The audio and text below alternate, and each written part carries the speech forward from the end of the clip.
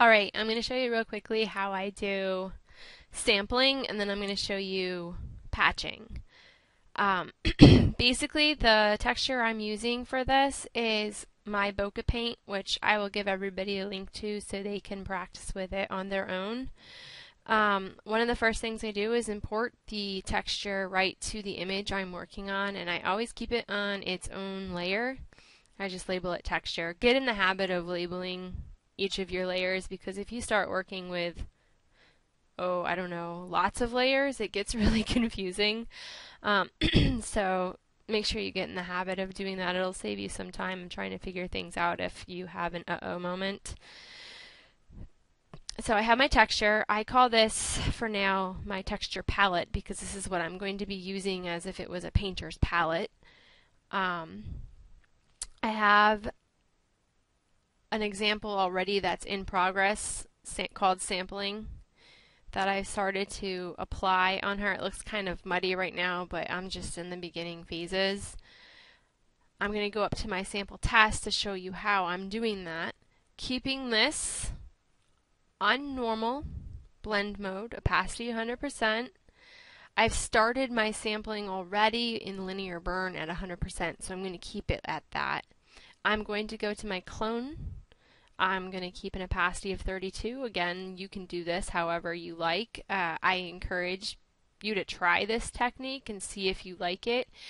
I could spend a lot of time teaching you exactly everything I do step by step, but that doesn't help you as an artist grow. It's important for you to develop your own style than just kind of copy and mimic what's already out there, which is what I feel is a real big travesty in the entire art world in general right now, especially with the use of actions and textures.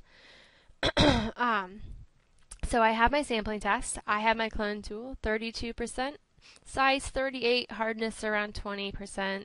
Again, you can play with this and find whatever works for you. This is just what's working for me at this moment.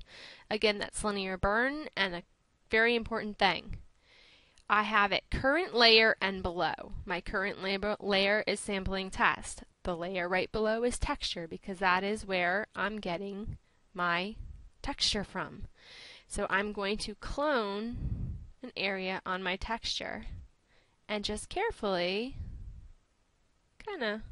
I'm using a tablet, by the way, do some painterly strokes right on here. This is a technique that I learned to do with my digital illustration, drawing and painting digitally without photography, that a lot of people in the digital art world, rather commercially, do a lot with their work. Sorry, I get lost while I work and talk at the same time, so if I start mumbling, I apologize. So that's kind of getting a look that I'm going for. And again, keep in mind, this is just developing the look slowly. There's a lot more that'll go into taking this image farther than what I even have here.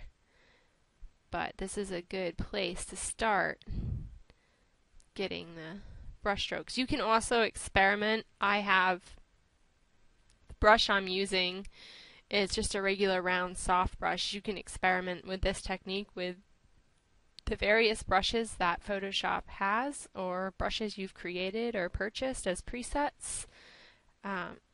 There's an endless array of possibilities. So I'm going to go in, just continue playing. I'm going to see what it looks like on the saddle pad. I don't really like what it looks like on the saddle pad, so I'll leave that area alone. Just go back and erase that part.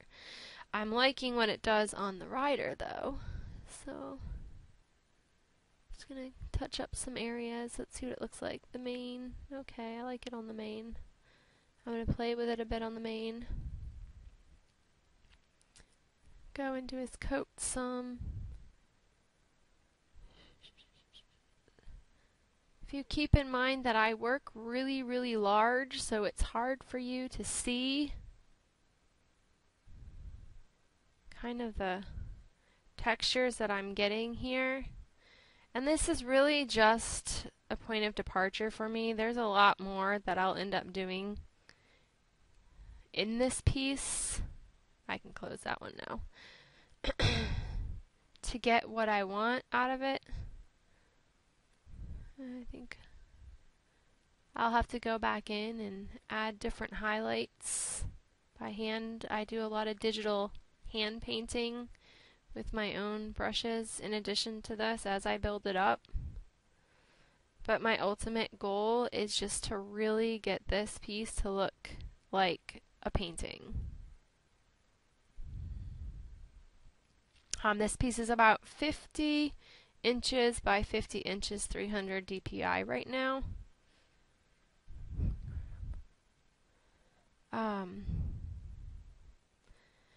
So that's a basic idea of the sampling that I can show you.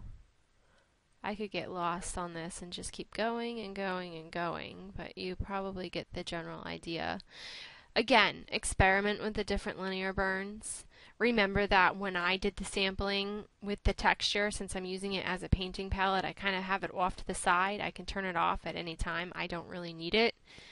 But for sampling, I just need it on because I'm using it like a painting palette. Just go back, sample a color, various brush strokes. Doesn't have to be clean and neat. Sorry, I'm making noises now. Just gonna play with it and see how that looks. So I'm getting these real interesting strokes in here. The next thing I'm going to show you is the patching. Patching is relatively easy. I have an example right here that I've already started. I have it on normal because I've decided I like the way it looks in the background, and this is probably what I would call the easier one. I'm going to duplicate my texture, and I'm just going to label it patch 2. I'm going to turn off the original texture, and I'm going to put it right here. I'm just taking this texture. You'll probably notice that I'm working really small with my textures. I don't want to have the big, huge marks. I want it to look more refined.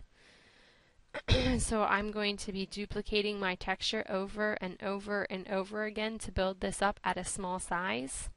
Patching was on normal, 57%, so I'm normal, and I'm going to go 57%. And see how, whoops, wrong tool. So, see how that's looking. I like it, kinda. I'm doing this on the background, so I'm just kind of moving it around. The whole background is going to be patched with this, but I don't want it to look too similar to this one, so there's this nifty little tool that I like to use. Warp. I'm going to kind of pull it in different directions so I can get some different I can't talk. Vary it a little bit from the texture that I've already put down in the patch.